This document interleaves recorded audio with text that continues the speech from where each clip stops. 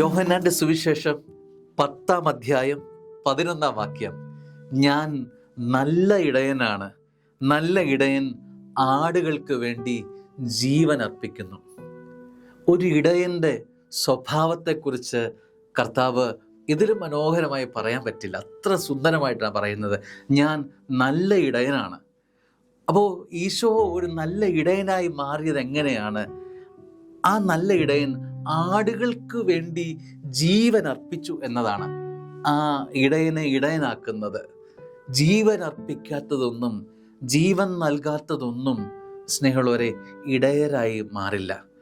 അപ്പോൾ ഒരുവൻ ഇടയനായി മാറുന്നതിൻ്റെ അർത്ഥം അവന് ജീവൻ കൊടുക്കാൻ പറ്റണം.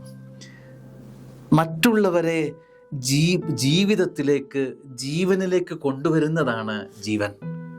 ഒരപ്പൻ എന്ന വിധത്തിൽ ഒരു കുടുംബത്തിൻ്റെ ഇടയനായ അപ്പൻ, അവൻ ആ കുടുംബത്തിൻ്റെ ഇടയനായി മാറുന്നത് എങ്ങനെയാണ്? ആ കുടുംബത്തിന് ജീവൻ അർപ്പിക്കുമ്പോഴാണ്, അവർക്ക് ജീവിക്കാനുള്ള വക കൊടുക്കുമ്പോഴാണ് ജീവൻ അവരിലേക്ക് നിറയപ്പെടുന്നത്. ഒരമ്മ അതുപോലെ, ഒരമ്മ ജീവൻ കൊടുത്താണ് സ്നേഹിക്കുന്നത്.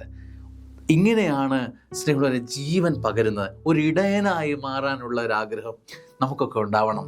ഒരമ്മയ്ക്ക് ഇടയനായി മാറാൻ പറ്റണം, കുഞ്ഞുങ്ങൾക്ക് ഇടയനായി മാറാൻ പറ്റണം എന്ന് ശ്രമിക്കുന്ന അപ്പനമ്മമാരെ, സഹോദരി സഹോദരന്മാരെ, നമുക്കൊരു ഇടയത്ത അനുഭവം നമുക്ക് സ്വന്തമാകണം. ഈ ഇടയൻ ആവുക എന്ന് പറഞ്ഞ അർത്ഥം ജീവൻ നൽകി സ്നേഹിക്കുക എന്നുള്ളതാണ്.